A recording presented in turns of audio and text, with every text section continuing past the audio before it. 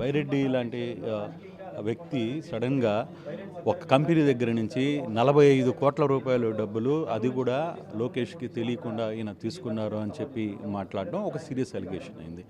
ఇది నిజంగా డబ్బులు తీసుకున్నారా, ఎక్కడైనా ముట్టాయా, ఏంటి, ఏం జరుగుతుంది?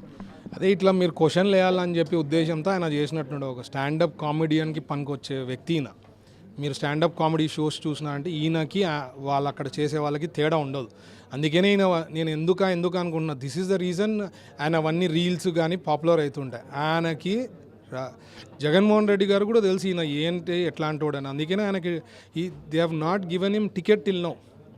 ఇప్పుడు 2029లో టికెట్ ఎట్లయినా తెచ్చుకోవాలా, ఏదో ఒక రకంగా చేయాలని చెప్పి ఉద్దేశంతో నోటికి వచ్చింది మాట్లాడినాడు. ఇప్పుడు ఈరోజు అది మాట్లాడిన దానికి వైరల్ అయ్యో లేదా రేపు హెడ్లైన్స్లోనో ఎక్కడో రావాలా, పేపర్లో వచ్చింది, అబ్బా చూడాలా, జగన్మోహన్ రెడ్డి గారు చూసి అబ్బా ఈయన బాగా మాట్లాడినాడని చెప్పుకున్నామో, క్రెడిట్ తీసుకోవాలనో ఏమో నోటికి వచ్చింది.